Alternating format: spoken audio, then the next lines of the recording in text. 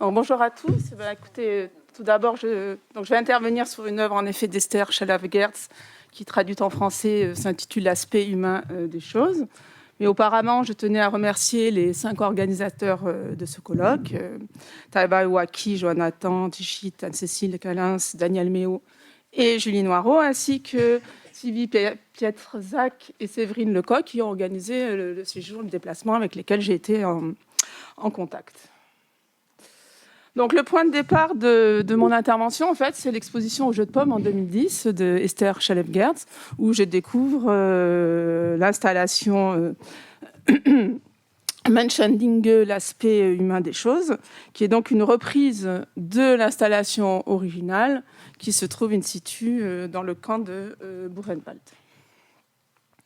Cette œuvre donne donc le titre à mon intervention, même si j'évoquerai 2 autres artistes pour réfléchir au dispositif déployé par les artistes, c'est-à-dire Harun Farocki et Alfredo Jarre. Donc, dans un premier temps, j'analyserai la façon dont Esther Chalaf-Gertz s'est intéressée à un certain type d'objets trouvés sur le site du camp de concentration de Buchenwald, déployant ce que j'ai appelé un mode opératoire que j'ai choisi de nommer translation, que j'emprunte aux mathématiques. Puis, je rayonnerai vers 2 autres modes opératoires, le montage avec le film Images du monde et inscriptions de la guerre d'Harun Farocki, et la soustraction avec le Rwanda Project 1994-2000 d'Alfredo Jarre. Enfin, je reviendrai à la notion de lieu pour conclure mon intervention. Alors, l'installation d'Esther Chalaf-Gertz, l'aspect humain des choses, c'est une installation visuelle et sonore qui comprend un banc. Alors, je vais décrire l'installation qui se trouve à Buchenwald, qui comprend un banc de 45 mètres de long, 5 vidéos et 25 photographies couleurs. Les photographies couleurs, ce sont des photogrammes tirés des vidéos. Ici, vous avez la vue de l'installation permanente dans le mémorial. Donc, cette artiste, qui est lituanienne mais qui vit à Paris, elle a créé un projet autour d'objets trouvés sur le terrain du camp de Buchenwald. Elle a aussi filmé 5 personnes en lien professionnel avec ces objets, un historien, un archéologue, une restauratrice, le directeur du mémorial de Buchenwald et une photographe. Voilà. Je vais vous lire la description, comment elle est détaillée sur le site de l'artiste. En entrant à l'étage supérieur du musée, on découvre un banc rouge d'une longueur de 45 mètres, serpentant tout le long de la pièce. De part et d'autre de ce banc, 5 moniteurs, 2 d'un côté et 3 de l'autre, sur lesquels sont diffusées des vidéos. Donc les 5 professionnels interrogés. Aucun bruit dans la pièce, en dehors de ceux produits par les déplacements des visiteurs d'un moniteur à l'autre. Ce n'est qu'en portant les écouteurs mis à disposition qu'on peut entendre les voix des personnes dont les vidéos proposent un portrait. Par les fenêtres, recouvertes d'un filtre, on distingue les restes du camp de concentration de Buchenwald dans une lumière quasi photographique. Alors à Paris, l'installation est un petit peu différente. Le banc avait une forme circulaire. Néanmoins, ce silence dans la pièce était très présent. Il fallait mettre les casques pour écouter l'interview de ces 5 personnes interrogées. Alors, les objets qui ont été photographiés par l'artiste, qui ont été photographiés, qui ont été choisis à partir des vidéos, mais qui avaient été choisis par Esther Chalaf-Gertz, ainsi, donc 23 objets ont été photographiés, ainsi que 2 pages du registre d'inventaire. Tous ces objets sont issus des fouilles du camp qui ont commencé au milieu des années 90. Alors ça, c'est le premier choix, ce que j'appelle le premier choix de l'artiste. Parmi tous les objets retrouvés lors des fouilles, elle a choisi des objets ayant appartenu à des détenus, mais surtout qui ont été fabriqués clandestinement. D'autres objets ont été retrouvés lors des fouilles. Ici, j'ai 2 images liées au mémorial de Washington.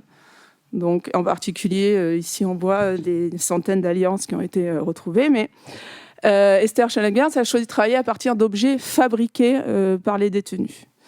Ophélie Nassens, dans son texte témoignage filmé du document à l'œuvre d'art, elle a regroupé ces objets en 3 ensembles. Il y a les objets fabriqués avec des morceaux de matériaux. Un fil de fer devient un bijou, par exemple.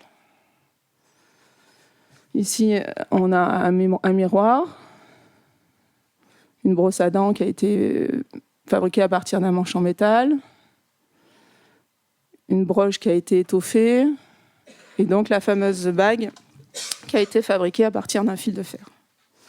Ensuite, il y a les objets qui ont été détournés, comme ici, un chauffe-eau qui est fabriqué grâce au filon de barbelé.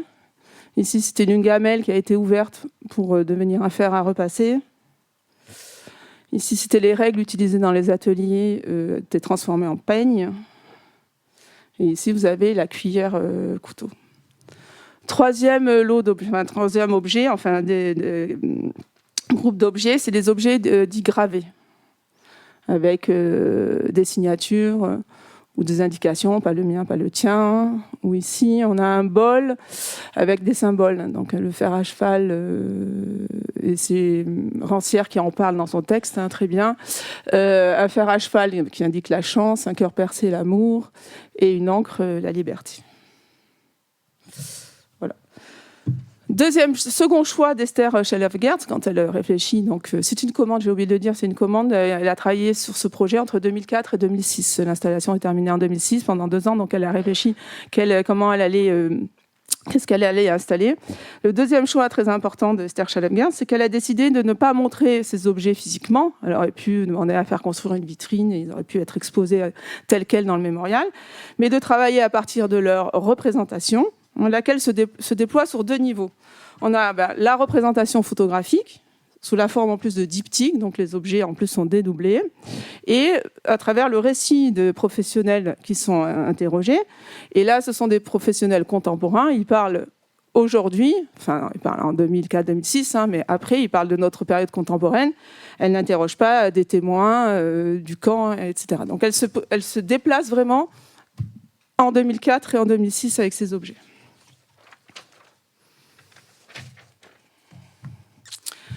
Cette série de choix, c'est ce que j'ai choisi de nommer le dispositif de la translation. Alors attendez, excusez-moi, j'ai oublié de vous montrer les 2 images du registre aussi, parce il y a deux diptyques qui montrent le registre du camp. Je vais rester là-dessus. Donc en mathématiques, une translation, c'est un déplacement selon un vecteur donné, une orientation privilégiée. En partant d'une forme géométrique, on en obtient une autre, enfin on déplace cette forme dans un autre espace, on obtient son image en fait. Celle-ci, en revanche, a exactement les mêmes propriétés géométriques, mais elle est placée à un endroit différent de la première. De plus, la translation est obligatoirement un déplacement rectiligne.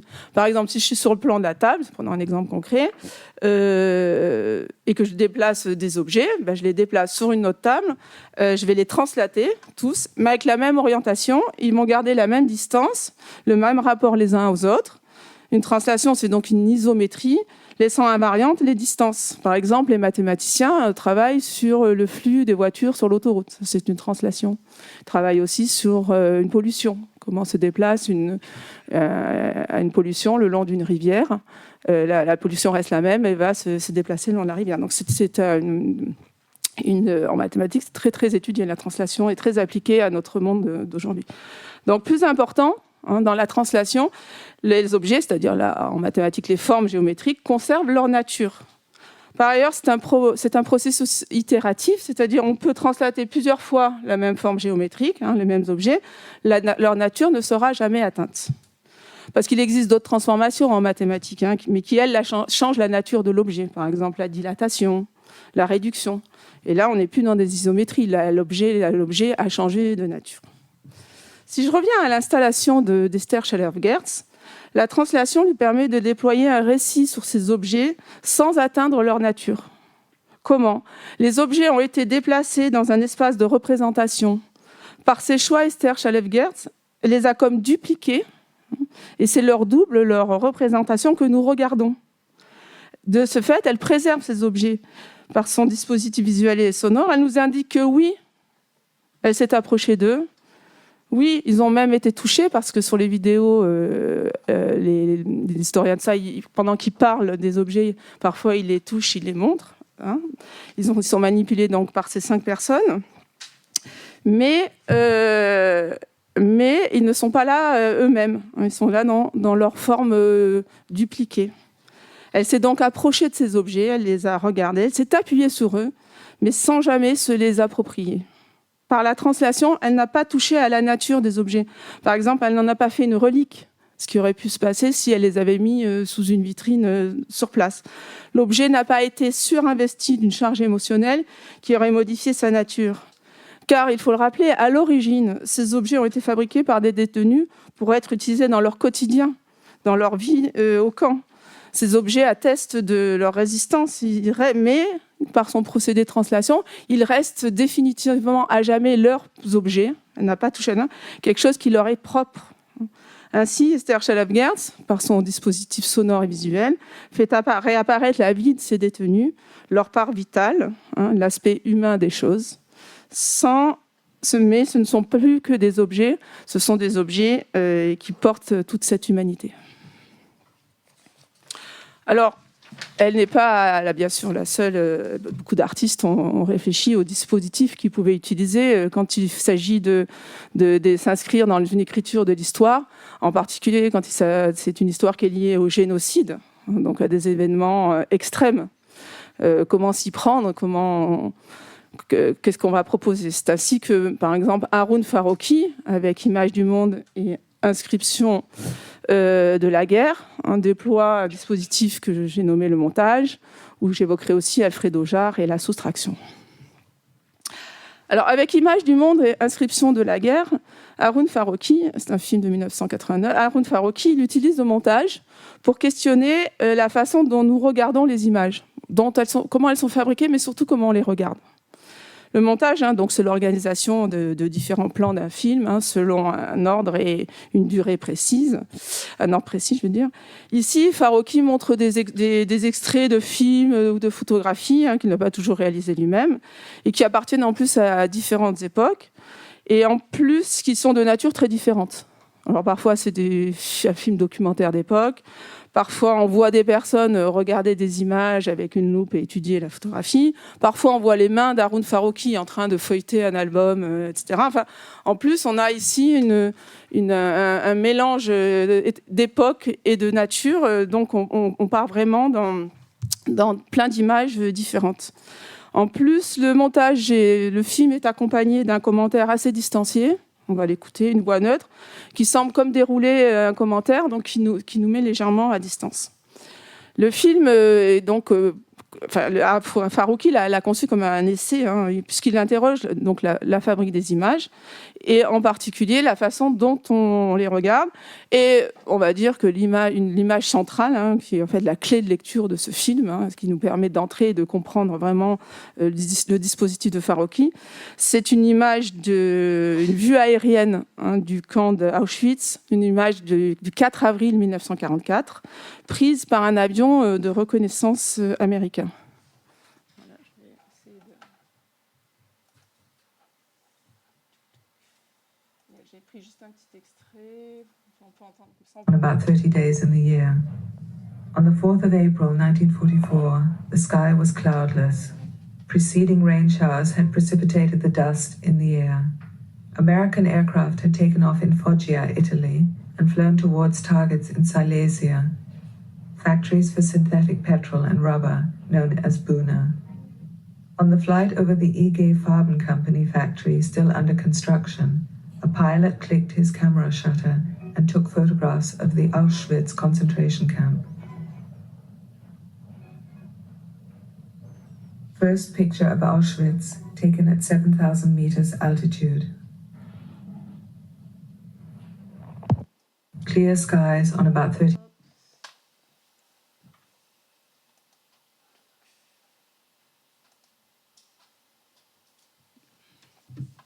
Donc, sur cette photographie, les analystes qui ont étudié l'image, après, identifièrent les usines environnantes, en particulier les installations des usines IG Farben, mais pas du tout le camp de concentration. Le camp d'Auschwitz, pourtant, est vu de loin sur cette image et il apparaissait précisément. Mais à l'époque, ceux qui ont étudié l'image, ils recherchaient autre chose. Les avions de reconnaissance cherchaient les installations militaires et les usines allemandes et pas du tout le camp. Donc finalement, là, à travers cette image, on comprend bien comment Haroun Farroukhi déploie son interrogation sur qu'est-ce qu'on peut voir sur une image. D'autant plus que dans le film, à la fin, donc dans la façon de monter, Farroukhi aime souvent revenir sur les mêmes images, mais autrement, dans ses films qui sont montés, parce qu'il a fait aussi d'autres documentaires.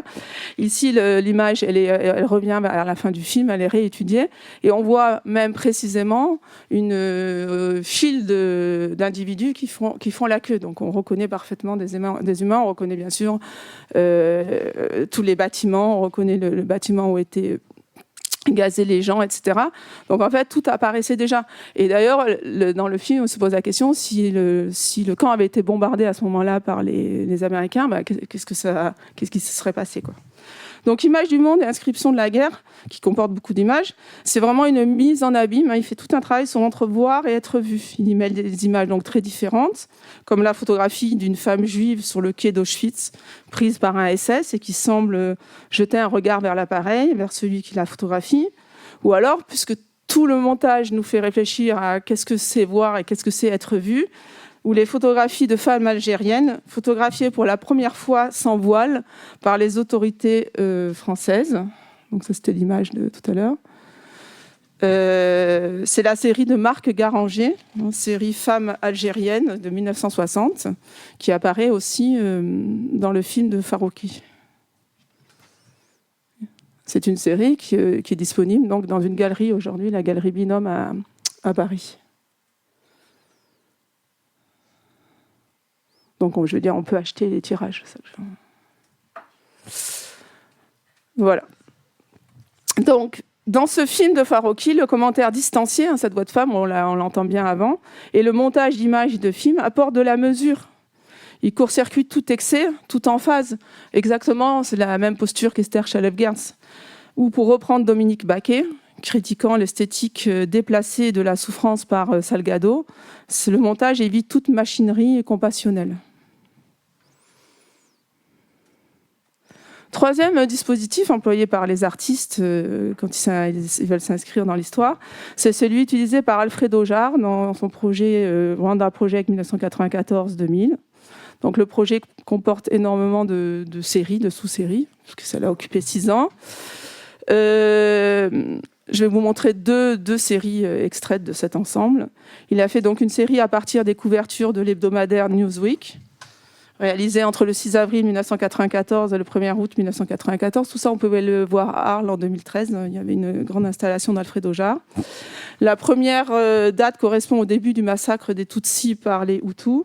La dernière est celle où le magazine consacre enfin sa première de couverture à l'événement. Donc, dans les lieux d'exposition, on a les 17 couvertures imprimées. Et sous chaque image est inscrit en parallèle ce qui se passe au Rwanda. Avec ce sous-ensemble, Alfredo Jarre dénonce le silence de la presse occidentale. Il cherche à rendre compte des souffrances des victimes. Mais par ailleurs, lui-même part au Rwanda, où il séjourne 1 mois. Il rencontre des survivants, va sur les lieux des massacres. Il revient avec des milliers d'images, beaucoup de témoignages. Et là, il va faire beaucoup d'essais. Il se demande comment utiliser toutes ces images, comment les montrer, comment rendre compte de l'horreur sans tomber dans le spectaculaire, en tout cas sans tomber dans le voyeurisme. C'est alors qu'il choisit de travailler par l'absence de l'image.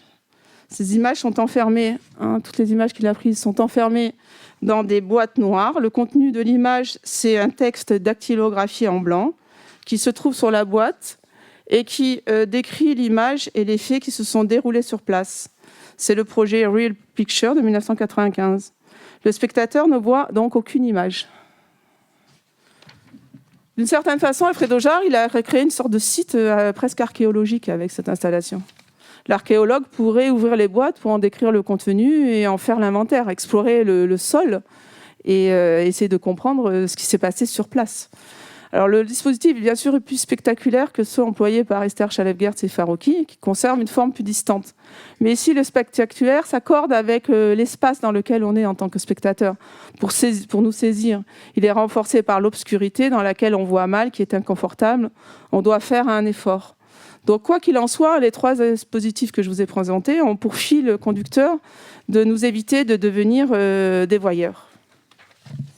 Alors, pour revenir au thème du colloque, archéologie des lieux, j'aimerais justement interroger ce terme de lieu. Revenons d'abord à l'installation d'Esther Chalef-Gertz, qui est une réponse donc à une commande faite du mémorial du camp de concentration de Buchenwald. Alors, de quel endroit parle-t-on quand on parle du mémorial du camp de concentration de Buchenwald ? Bon, d'abord, qu'est-ce que c'est qu'un mémorial ? C'est un monument commémoratif. Commémorer, c'est rappeler par une cérémonie le souvenir d'une personne, d'un événement.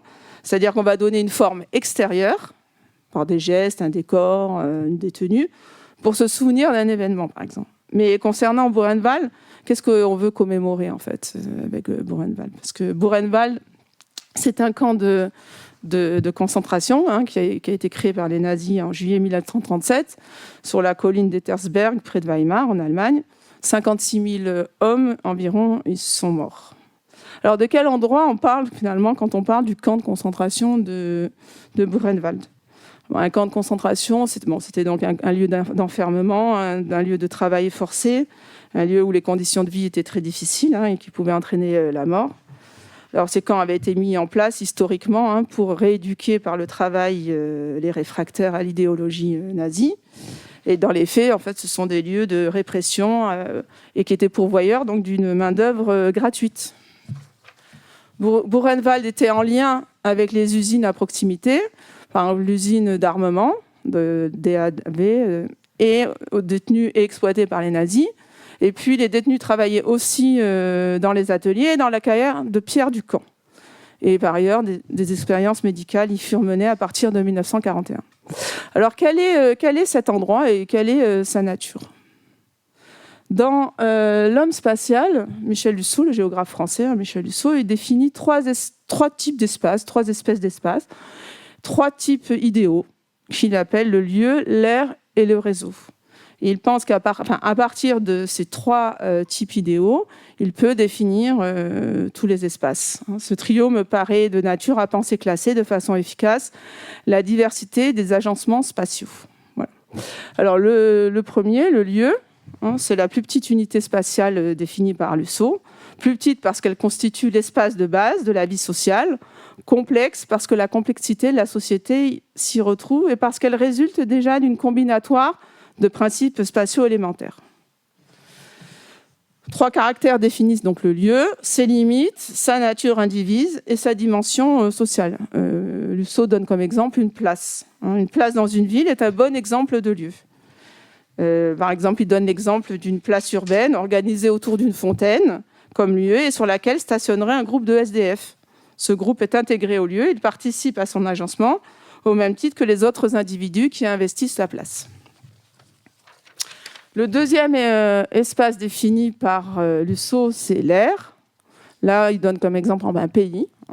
Donc, c'est un espace topographique et divisible, avec des espaces continus.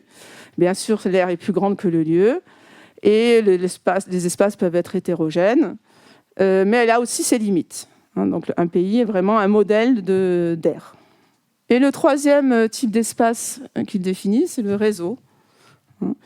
Alors en revanche, c'est un peu qui se caractérise non pas par la continuité, mais par des liens qui se font un peu comme des seaux. D'ailleurs, il donne comme exemple une diaspora où la circulation d'un virus crée un espace de type réseau. Et il indique que nos sociétés semblent se développer de plus en plus sur le mode du réseau. Alors, réfléchissant au camp de Buchenwald, est-ce qu'on peut utiliser la classification de Lusseau pour définir le camp ? Parce que est-ce que c'est un lieu, c'est-à-dire un limité, mais quelle est son organisation sociale et puis c'est un lieu dont les limites, par exemple, sont franchies par la fumée et les odeurs. Georges Semprin l'évoque plusieurs fois dans l'écriture La vie. Il fut déporté d'ailleurs à Buchenwald. Il écrit, par exemple, donc là, il se retrouve avec les Américains qui ont libéré le camp et il échange avec eux. « Je ris encore, tant pis si c'est déplacé. Le crématoire s'est arrêté hier, leur dis-je. Plus jamais de fumée sur le paysage. Les oiseaux vont peut-être revenir. Ils font la grimace, vaguement écœurés. Mais ils ne peuvent pas vraiment comprendre. Ils ont saisi le sens des mots, probablement.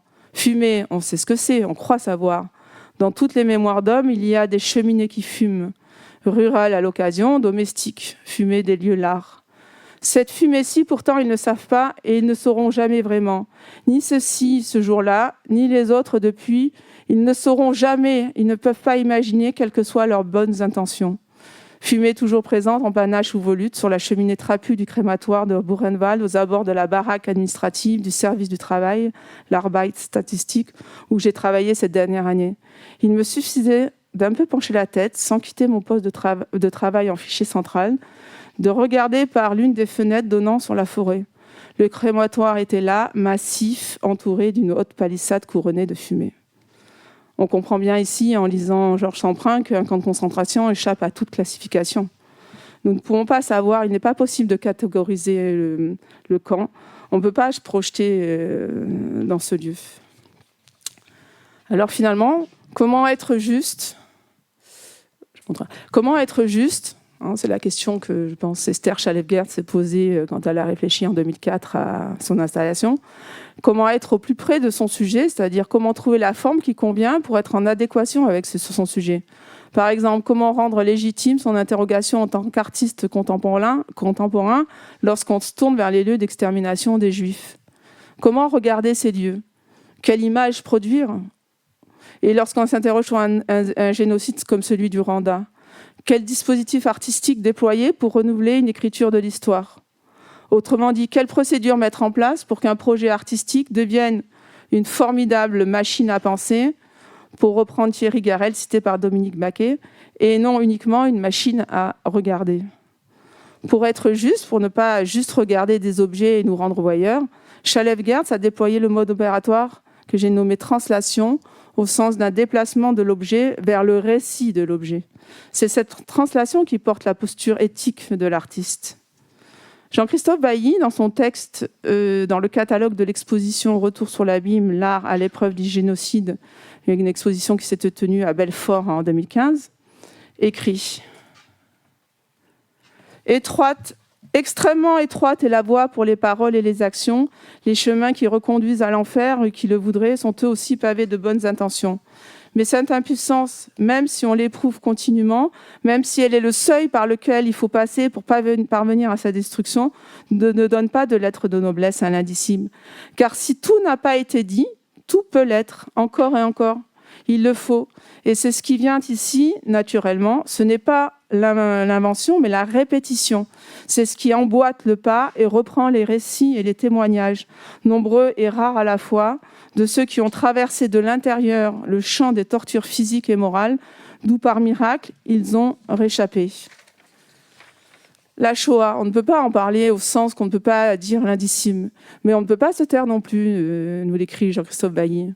Autrement dit, les représentables restent irreprésentables, mais en déployant son dispositif de la translation, Esther Chalef-Guert arrive à emboîter le pas, à se mettre dans les traces et à cheminer un peu avec elle. Et nous, bien sûr, avec elle. Et ils ne sauront jamais vraiment, oui, nous le savons, nous ne saurons jamais, mais nous devons quand même continuer à essayer de savoir un peu.